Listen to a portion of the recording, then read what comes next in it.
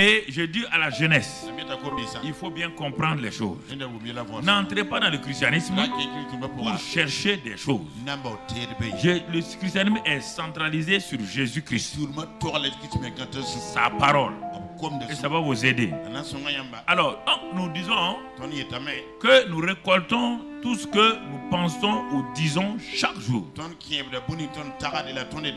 Les pensées mauvaises.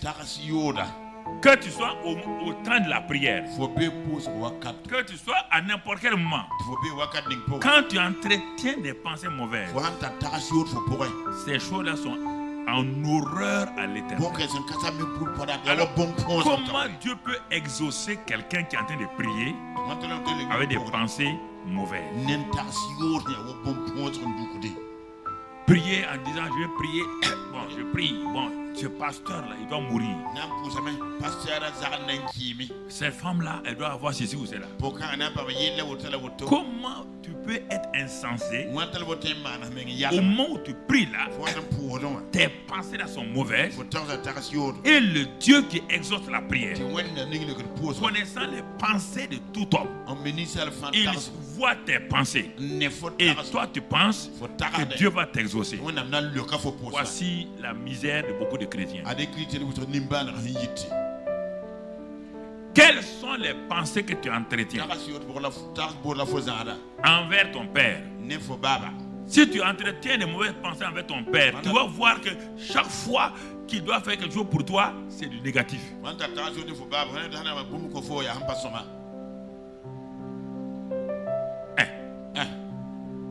Puisque tu as décrit dans tes pensées, tu as décrit ton père comme un méchant homme. Alors, comment du méchant peut sortir du bon? Je pose la question. Beaucoup de gens viennent dans les églises.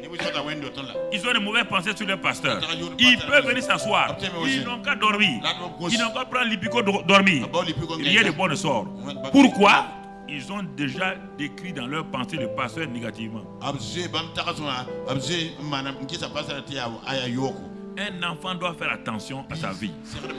Une femme doit faire attention à sa vie. Quelles sont les pensées que tu as à l'égard de ton mari? C'est ça. Quelles sont les pensées que tu entretiens à l'égard de ta femme? Quelles sont les pensées que tu entretiens à l'égard de tes enfants? Si tes pensées sont, cet enfant ne s'en sortira pas. Tu vois dans tes pensées un enfant dans la défaite. Il sortira un enfant dans la défaite. À moins que l'enfant lui-même, comme Jabet, renverse ça. Il y a des combats que les gens mènent inutilement.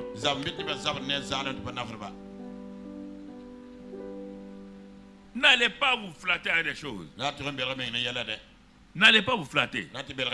Par exemple, un enfant qui pense, bon, son papa est peut-être riche et tout. Il est âgé. Il s'approche peut-être du temps de la mort.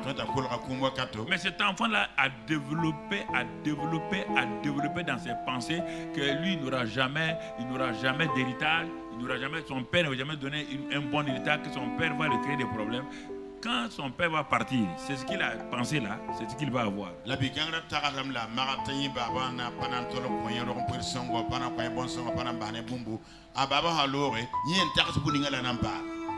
Il faut développer.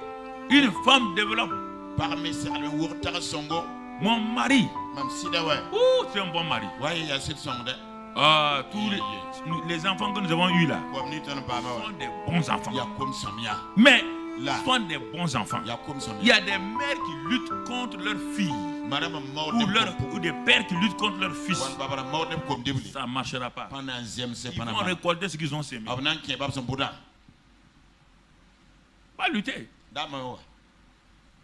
Ce que tu penses là, ce que tu vas avoir. Les pensées sont des semences. Regarde bien. Quand tu as des mauvaises pensées sur quelqu'un, quand tu t'approches de la personne, regarde comment la personne réagit. Pourtant, elle n'est même pas au courant. Elle réagit. Pas à cause de lui, à cause de toi.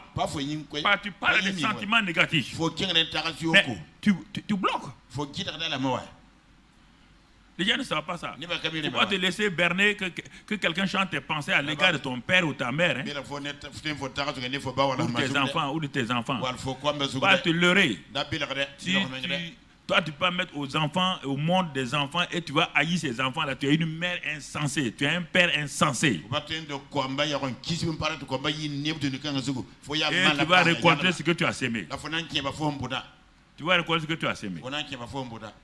Les pensées sont dangereuses. Regarde ce que tu penses chaque jour.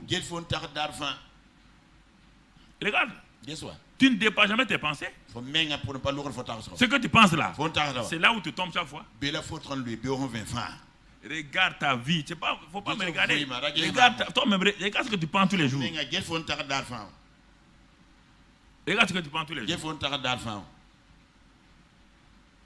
Et tu vas voir plus tard que les pensées que tu entretiens là, obligatoirement, ces pensées-là vont s'exprimer en parole. Obligatoirement. Sinon, tu deviens un hypocrite. Un hypocrite, c'est quoi? Ce qu'il pense, il ne le dit pas.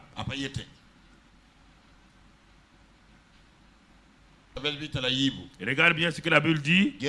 Proverbe 30. Si l'orgue 30-32. Si l'orgueil te pousse à des actes de folie, tu entends? Et si tu as des mauvaises pensées, mets la main sur ta bouche, parce que fais attention. Tu vois, on est en train d'arriver tout doucement.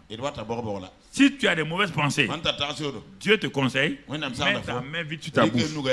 Parce que les pensées là, parce que les paroles c'est quoi? Les paroles sont l'expression de tes pensées. Tu ne peux pas faire autrement. Un homme qui ne pense pas ne peut pas parler.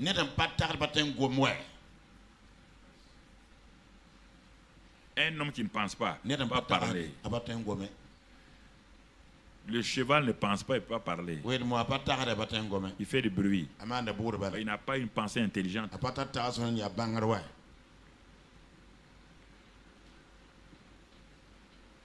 C'est ça qui fait qu'elle n'a pas la démonstration. Démonstration des choses que tu ne vois pas. Mais ces choses-là sont réelles. Puisque tu les as espérées. Et le Dieu de paix, j'ai noté quelques passages, je serai avec toi. Donc ça veut dire qu'il y a une liaison entre les pensées et la foi de l'homme. Parce que les pensées négatives, mauvaises, empêchent le Dieu de paix d'être avec toi. Je parle, on dit, quand les pensées mauvaises sont l'objet de ton âme. Je ne parle pas, une pensée mauvaise vient et rapidement tu as balancé ça. Je ne parle pas de ça. Toi, tu vis dans ça. Les pensées mauvaises, c'est quoi? Entretenir la peur. Les pensées mauvaises, c'est quoi? Tout le temps penser toi tu penses au cercueil, à la mort prématurée. C'est clair. Ce que tu penses là, tu vas l'avoir. Les pensées mauvaises, c'est quoi? Je ne me marierai jamais. Tous les hommes sont comme ça. Les hommes sont comme ça. Tu as ça dans ta tête. Toi, tu es dans ta tête que les hommes sont comme ça. Toi, tu vas te marier. Toi, mais tu es quoi? Aussi, les pensées mauvaises, les pensées négatives, c'est tout ça.